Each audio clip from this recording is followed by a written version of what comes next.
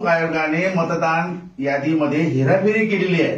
ती हेराफेरी आता राहुल गांधीने शोधून काढलेली आहे, सगळी कागदोपत्री, आणि ती कोर्टासमोर, सुप्रीम कोर्टासमोर हजर केलेली आहे बरं का। तर त्याचा आता लोकांना पटलं की राहुल गांधी राईट पाथवर आहे, म्हणजे डॉक्युमेंटरी पुरावा कोर्टासमोर दिला। आणि कोर्टाने पण सांगितलं निवडणूक आयुक्ताला, जो कोणी ज्ञानेश कुमार नावाचा माणूस आहे ते टाळाटाळ करीत आहेत।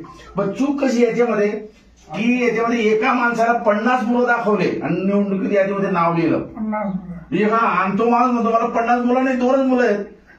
एका घरामध्ये त्यांनी 60 लोक दाखवले, एकच झोपडी एवढी, पण इथे पण खोटं आहे। बाकी ठिकाणी घराचा पत्ता 0 म्हणजे काय, राहतो पृथ्वीवर आणि पत्ता अवकाशात, वरती आकाशात। अशा प्रकारे सगळी हेराफेरी झालेली आहे।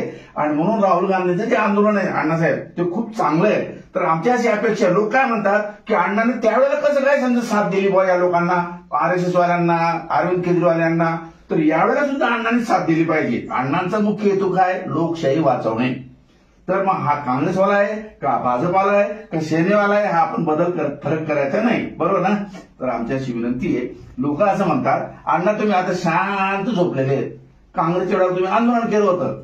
माझं असं म्हणणं आहे, आमचे अण्णा आंदोलन करायला आधी तयार आहेत, फक्त त्यांची परिस्थिती खराब आहे, वय झालंय। आणि अण्णांनी जर समजा त्यांच्या आयुष्यामध्ये 8 कायदे बनवले, मग देश